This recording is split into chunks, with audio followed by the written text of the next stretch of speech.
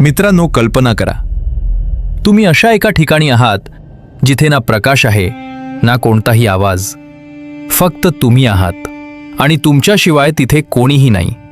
तुम्ही एका ओसार जागेत उभे आहात जिथे तुम्हाला खात्री आहे की इथे दुसरं कोणी असूच शकत नाही. आणि अचानक तुम्हाला एका लहान बाळाच्या रडण्याचा आवाज ऐकू येतो. तुम्ही काय कराल? तो आवाज दुर्लक्ष कराल का, की त्या आवाजाच्या दिशेनं जाल?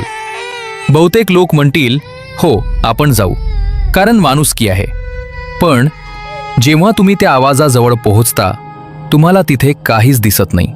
फक्त एकच गोष्ट दिसते. सगळीकडे फक्त सांगाडेच सांगाडे पसरलेले असतात.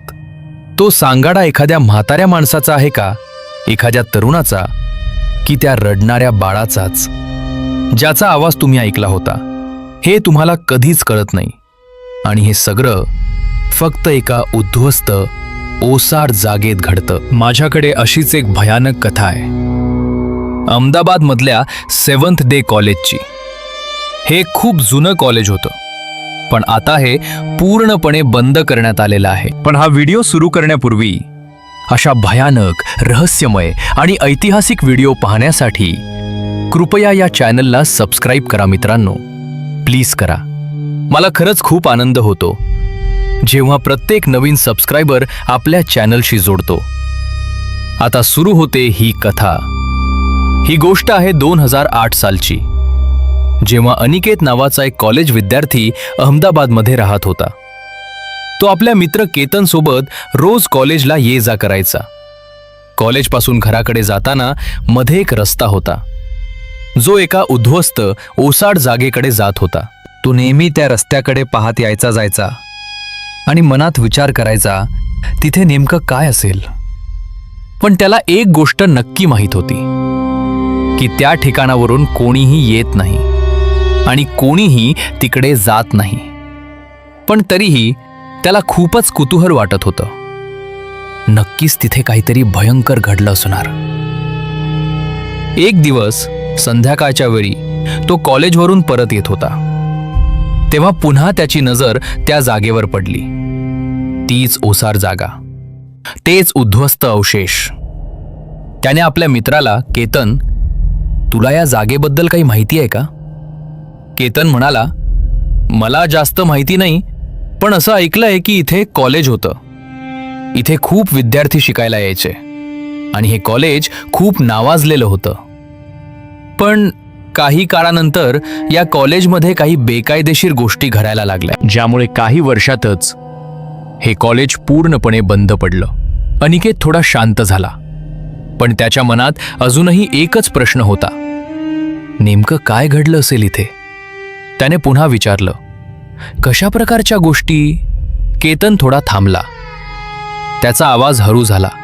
लोक म्हणतात इथे रात्री विचित्र आवाज यायचे, रिकाम्या वर्गातून कुणीतरी चालत असल्याचा आवाज, कॉरिडॉरमध्ये कुणीतरी धावत असल्यासारखं, आणि काही लोकांनी तर एका लहान बाळाच्या रडण्याचा आवाज ऐकलाय. हे ऐकताच अनिकेतच्या अंगावर काटा आला, कारण तोच आवाज त्याने काल रात्री स्वप्नात ऐकला होता. आणि त्यानंतर काय झालं हे कुणालाच नीट माहिती नाही. लोकांनी त्या ठिकाणी जाणं पूर्णपणे बंद केलं. मी आजपर्यंत तिथे एकही माणूस जाताना पाहिलेला नाही, किंवा एखादं प्राणीसुद्धा नाही. मला माहीत नाही, पण नक्कीच काहीतरी भयंकर घडलं असणार. पण माझ्या आईवडिलांनी मला एकदा सांगितलं होतं, काय झालं तरी त्या जागेत आत जाऊ नकोस. अनिकेत म्हणाला, नाही रे, मला असं वाटत नाही की आत जाण्यात काही धोका आहे. मी रोज इथून ये जा करतो, काहीच होत नाही. केतन त्याच्याकडे बघतच राहिला. त्याच्या चेहऱ्यावर भीती स्पष्ट दिसत होती. तो हळू आवाजात म्हणाला, अनिकेत, काही गोष्टी दिसत नाहीत, पण त्या असतात. आणि अनिकेत म्हणाला, केतन, मी आत्ताच इथून येत होतो, तेव्हा मला इथे एक चौकीदार दिसला, म्हणून मला वाटतं आत कोणीतरी असणार, पण आपल्याला ते दिसत नाहीत. त्यावर केतन म्हणाला, मी काल रात्री इथून आलो होतो. मला कधीच इथे कोणताही चौकीदार दिसलेला नाही. आजपर्यंत तरी मी इथे कोणालाही पाहिलेलं नाही. यानंतर अनिकेत विचारात पडला. मी जे पाहिलं ते खरं होतं की नाही? पण मला खात्री आहे मी काहीतरी पाहिलंय. आपण त्या चौकीदाराशी जाऊन बोलायला पाहिजे. इथे फक्त उद्ध्वस्त जागा आहे, मग तो काय राखण करतोय? नक्कीच इथे काहीतरी गुपित आहे. यानंतर केतन आणि अनिकेत दोघेही घरी गेले. घरी गेल्यावर अनिकेतच्या डोक्यात एक कल्पना आली. मी आजच रात्री तिथे जाईन, पण केतनला सांगणार नाही. उद्या त्याला सगळं सांगेन. आणि त्या रात्र पूर्ण काळोखात बुडाली होती. चंद्र सुद्धा ढगांमागे लपला होता. त्या ओसाड जागेकडे जाणारा रस्ता आणखीच भयानक दिसत होता. अनिकेत हळूहळू त्या दिशेनं चालत होता. त्या रात्री केतननं अनिकेतला अनेक वेळा फोन केले, पण अनिकेतनं एकही कॉल उचलला नाही. केतनच्या मनात भीती वाढत चालली होती, कारण रात्री 12 वाजता त्याच्या फोनवर एक मेसेज आला. तो मेसेज अनिकेतच्या नंबरवरून होता, पण त्यात फक्त एकच ओळ लिहिलेली होती. इथे चौकीदार नाही, काहीतरी दुसरंच आहे. तो स्वतःशीच म्हणाला, मी जाऊन त्या चौकीदाराशी बोलतो आणि लगेच परत येतो. आत काय होणार आहे? काहीच होणार नाही. अनिकेतने आपला स्कूटर घेतला आणि त्या ओसाड जागेकडे निघाला. जसं तो त्या कॉलेजच्या जवळ पोहोचला तसं त्याला जाणवलं, ही जागा खरंच पूर्णपणे उद्ध्वस्त आहे. आजूबाजूला कोणीच दिसत नव्हतं. फक्त माणसं नाही तर एकही प्राणीही नाही. सगळीकडे भयानक शांतता पसरलेली होती. तो विचार करू लागला, पण तो चौकीदार कुठे गेला? अनिकेत त्या तुटलेल्या गेटमधून आत गेला आणि कॉलेजच्या परिसरात प्रवेश केला. त्यानं घड्याळ पाहिलं. रात्रीचे 9 वाजले होते. मी 10 वाजेपर्यंत घरी पोहोचेन. जर केतन चुकून माझ्या घरी आला तर तो सगळं सांगेल की मी या ओसार जागेत आलोय. आणि जर आईवडिलांना कळलं की मी अशा भूताटकी जागेत फिरतोय तर आज मला जेवणही मिळणार नाही. हे सगळं विचार करत असतानाच त्याच्या मनात अचानक एक विचार आला. तो चौकीदार कुठे? मी 3 ते 4 दिवसांपूर्वी त्याला इथेच फिरताना पाहिलं होतं. अनिकेत हळूहळू पुढे चालत गेला. कॉलेजच्या बिल्डिंगमध्ये अंधार दाटून बसला होता. भिंती तुटलेल्या, खिडक्या फुटलेल्या आणि कॉरिडॉरमध्ये कुठेतरी चप्पल ओढत चालल्यासारखा आवाज येत होता. अनिकेत थबकला. तो आवाज हळूहळू त्याच्याकडेच येत होता. कोण आहे तिकडे? तो मोठ्याने ओरडला, पण उत्तर काहीच नाही. फक्त तोच आवाज आता अगदी जवळ. आणि अचानक कॉरिडॉरच्या शेवटी त्याला एक सावली दिसली. ती सावली एका माणसाची होती. हातात काठी, डोक्यावर टोपी. तोच चौकीदार. पण तो हळूहळू पुढे येऊ लागला आणि जसं तो प्रकाशात आला, अनिकेतच्या अंगावर काटा उभा राहिला. कारण त्याच्या चेहऱ्यावर मांसच नव्हतं, फक्त एक सडलेला सांगाडा होता. कदाचित तो आत गेला असेल. चला पाहूया, असं म्हणत अनिकेत आत गेला. आत सुरुवातीला काहीच नव्हतं. सगळं रिकामं, ओसाड. त्याला एक जिना दिसला. तो हळूहळू जिन्यात चढू लागला. वर पोचल्यावर त्यानं पाहिलं, तिथे अनेक खोल्या होत्या, पण कोणत्याही खोलीला दरवाजे नव्हते. अरे चौकीदार, कुठे आहेस? पण कुणीही उत्तर देत नव्हतं. तो अजून वरच्या मजल्यावर गेला. पण जसं तो वर चढत होता तसं त्याला एक विचित्र घाण वास येऊ लागला. जणू काहीतरी सडलेलं आहे, काहीतरी मृत आहे. कदाचित एखादं प्राणी असेल, असा विचार करत तो पुढे जात राहिला. आणि अचानक त्याला दिसलं, त्या मजल्यावर फक्त एकच खोली होती. ज्याला दरवाजा होता. बाकी सगळ्या खोल्या उघड्या होत्या.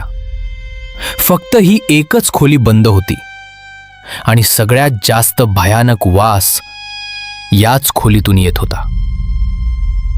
अनिकेतनं थरथरत्या हातांनी तो दरवाजा उघडला आणि जसं त्यानं दरवाजा उघडला त्याच्या समोर जे दृश्य होतं ते पाहून त्याच्या पायाखालची जमीनच सरकली.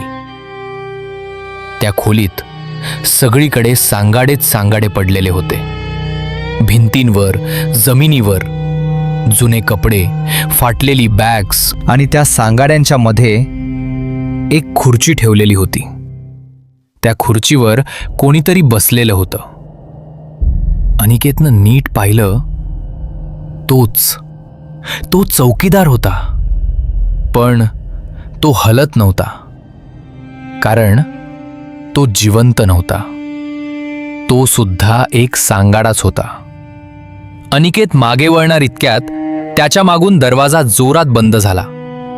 धाडकन आणि अचानक त्या खोलीत एका लहान बाळाच्या रडण्याचा आवाज घुमू लागला. तोच आवाज जो तो आधी ऐकत होता, पण यावेळी तो आवाज त्याच्या अगदी जवळून येत होता. अनिकेत हळूहळू खाली पाहू लागला आणि त्याच्या पायाजवळ एक लहान सांगाडा हलत होता.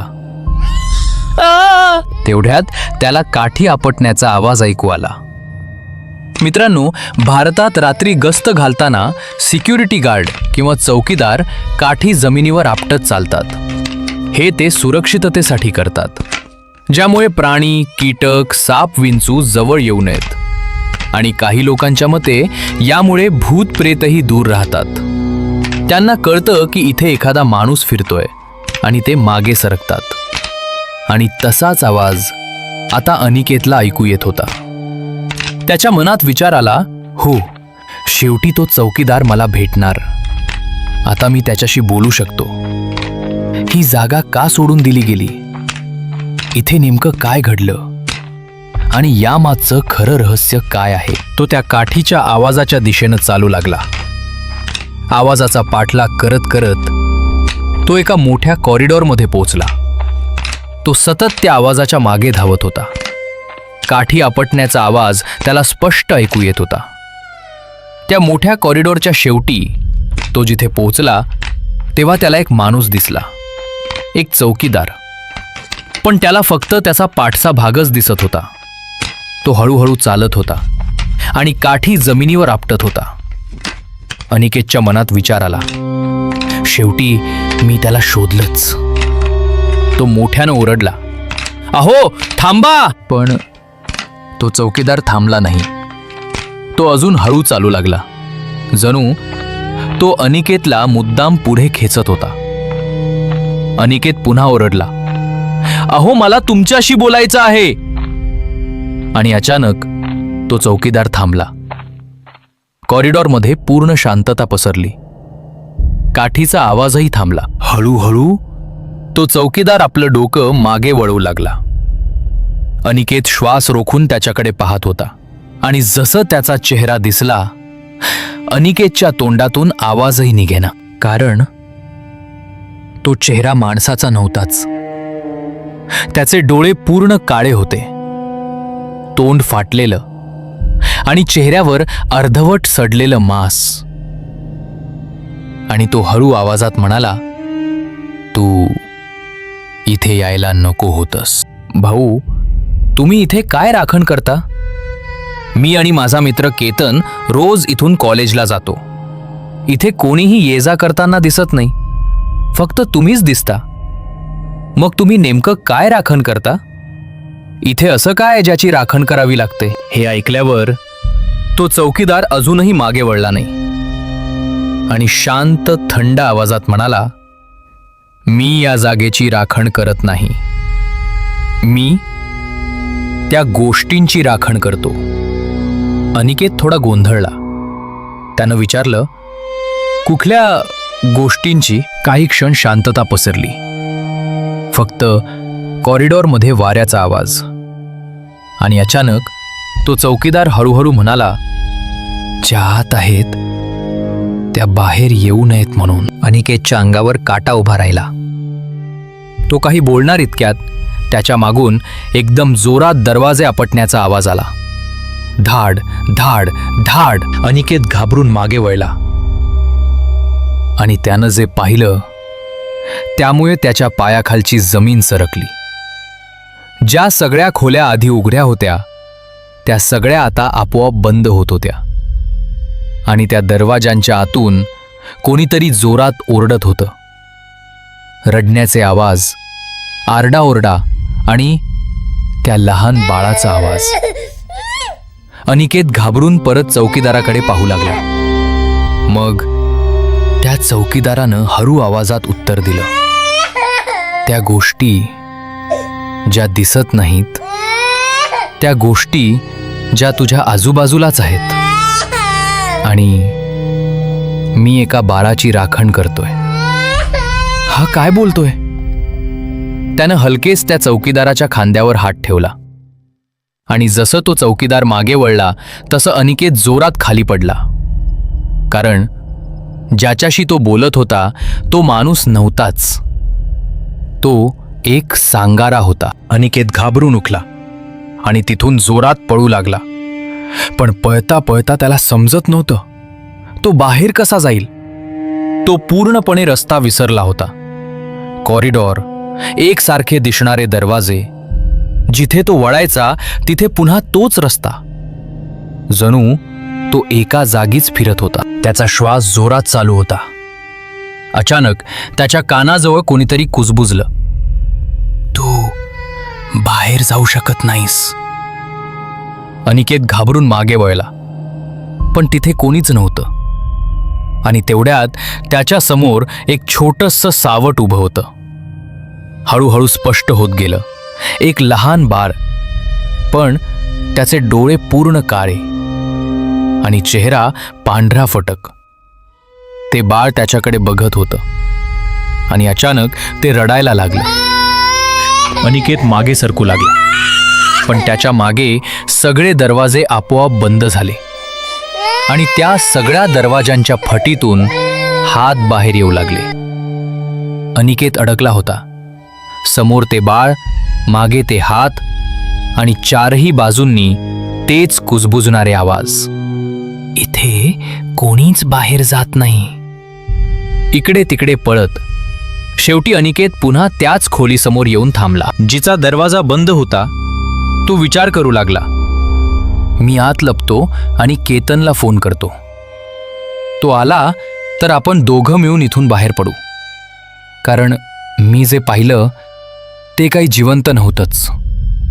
अनिकेत त्या खोलीत शिरला आणि जो वास त्याला येत होता तो आता खूपच तीव्र झाला होता. त्यानं फोन काढला, पण तिथे नेटवर्क नव्हतं. तो आजूबाजूला पाहू लागला. ते ठिकाण जणू एखाद्या लॅबसारखं दिसत होतं. आणि जेव्हा त्यानं लाईट खाली वळवला, मित्रांनो, जमिनीवर फक्त हाडच हाडं पडलेली होती. असं वाटत होतं जणू अनिकेत हाडांच्या ढिगाऱ्याच्या मध्ये उभा आहे. त्याला काहीच समजत नव्हतं. तो तिथून बाहेर पडण्याचा प्रयत्न करू लागला, पण त्याचे पाय हलतच नव्हते. आणि तेवढ्यात त्याला पुन्हा एका बाळाच्या रडण्याचा आवाज ऐकू आला. अनिकेत हळूहळू मागे वळून पाहतो. तिथे एक बाल्कनी होती आणि त्या बाल्कनीत एक स्त्री उभी होती. तिचे केस पूर्ण चेहऱ्यावर पसरलेले, पांढरा फाटलेला ड्रेस. ती हलत नव्हती. फक्त हळूहळू ती अनिकेतकडे बघण्यासाठी आपलं डोकं वर करत होती. आणि जसं तिचा चेहरा दिसला, अनिकेतच्या डोळ्यात भीती गोठली. कारण तिच्या हातात एक बाळ होतं, पण ते बाळ रडत नव्हतं, ते हसत होतं. ती स्त्री हरू आवाजात म्हणाली, तू माझ्या बाळाला पाहिलंस? अनिकेत काही बोलू शकत नव्हता. आणि अचानक ती स्त्री ओरडली, मग आता तू इथून जाऊ शकत नाहीस. त्या क्षणी खोलीचा दरवाजा आपोआप बंद झाला. लाईट बंद झाला आणि पूर्ण अंधार झाला. फक्त त्या बाळाच्या हसण्याचा आवाज आणि अनिकेतची किंकाळी. तिच्या हातात एक नवजात बाळ होतं जे जोर जोरात रडत होतं. ती स्त्री अनिकेतकडे पाहत म्हणाली, माझं बाळ कित्येक वर्षांपासून रडत आहे. आज तू इथे आलायस, तू त्याला वाचवू शकशील का? स्वतःला तरी वाचवू शकशील का? मला भीती वाटते की हे लोक माझ्या बाळावर प्रयोग करतील. कोणत्याही साधनांशिवाय त्याच्या शरीरात काहीतरी शोधण्याचा प्रयत्न करतील. पण तो अजून एक लहान मूल आहे. तू स्वतःला कसं वाचवणार? असं म्हणत ती स्त्री हळूहळू अंधारात गायब झाली. आणि अचानक अनिकेतच्या फोनवर एक मेसेज आला आणि त्याला कळलं की त्याच्या फोनला पुन्हा नेटवर्क आलंय. त्यानं लगेच केतनला कॉल केला आणि घाबरलेल्या आवाजात म्हणाला, मी या ओसार जागेत अडकलोय, लवकर ये, मला इथून बाहेर काढ. काही वेळानं केतन तिथे पोहोचला. तो त्या बंद दरवाजाजवळ आला. त्यानं दरवाजा उघडण्याचा प्रयत्न केला. अनिकेत, आत आहेस का? तो मोठ्यानं ओरडला आतून.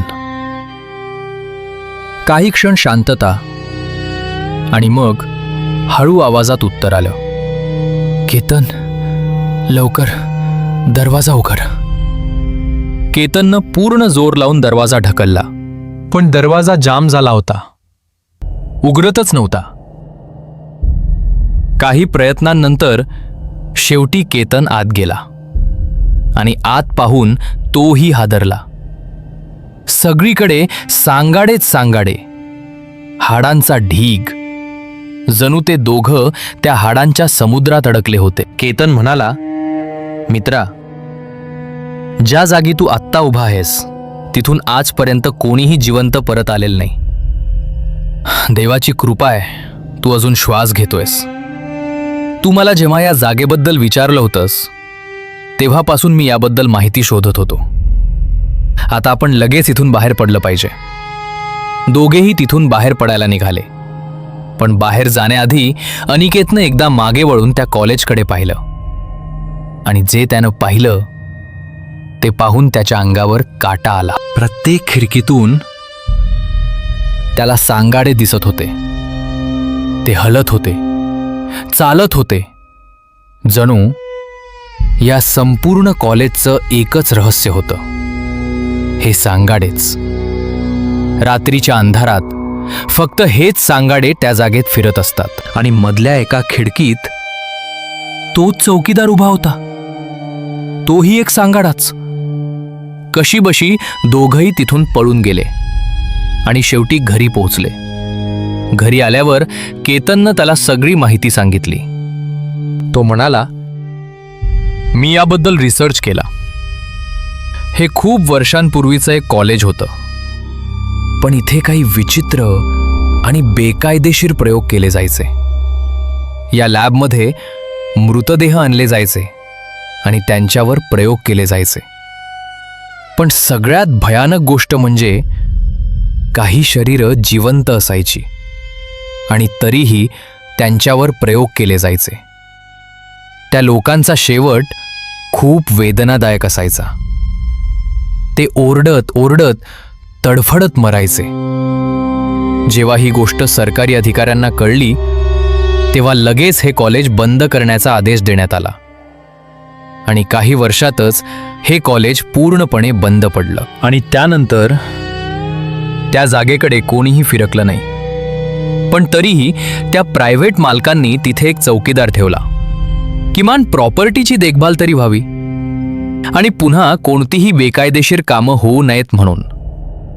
पण त्याला एक कडक इशारा देण्यात आला होता, काहीही झालं तरी तू या परिसराच्या आत जाऊ नकोस. तू बाहेरूनच लक्ष ठेव, पण आत जाण्याची चूक कधीच करू नकोस. पण एक चौकीदार असा होता जो नेहमी सांगायचा, मला आतून एका बाळाच्या रडण्याचा आवाज येतो. कदाचित एखादं बाळ असेल, कुणीतरी त्याला तिथे सोडून दिलं असेल. इतर चौकीदार त्याला थांबवायचं, जाऊ नकोस, हे ठिकाण सुरक्षित नाही. पण एक दिवस तो चौकीदार सगळ्यांचं ऐकून न घेता आत गेला आणि तो पुन्हा कधीच बाहेर आला नाही. दुसऱ्या दिवशी लोकांनी त्याला शोधायला सुरुवात केली, पण तो कुठेच सापडला नाही. फक्त कॉलेजच्या आत एक नवीन काठी सापडली आणि तिच्यावर ताज्या रक्ताचे डाग होते. केतन थोडा थांबला आणि हळू आवाजात म्हणाला, आणि त्या दिवसापासून लोक म्हणतात जो चौकीदार आत गेला होता तो अजूनही तिथेच आहे. अनिकेतच्या अंगावर पुन्हा काटा आला, कारण त्याच्या डोळ्यासमोर तोच चेहरा फिरत होता, तोच चौकीदार ज्याला तो आज रात्री भेटला होता. अनिकेत शांत बसला होता, कारण त्याच्या मनात अजूनही एकच प्रश्न फिरत होता, मी खरंच बाहेर आलोय का? आणि शेवटी मी फक्त एकच सांगू इच्छितो, अहमदाबादचं हे कॉलेज खरंच भुताटकी आहे. तिथे तुम्हाला सांगाडे दिसू शकतात, कारण ही कथा खूप अंशी खरी मानली जाते. पण माझी तुम्हाला विनंती आहे, अशा ठिकाणी कधीही जाऊ नका. सरकार सुद्धा तुम्हाला तिथे जाण्याची परवानगी देणार नाही, कारण ते बेकायदेशीर आहे. आणि कदाचित त्यांनाही माहीत असेल की तिथे कुठेतरी एक नकारात्मक शक्ती आहे ज्यापासून दूर राहणंच चांगलंय. तर मित्रांनो, पुन्हा भेटूयात पुढच्या भयानक कथेत.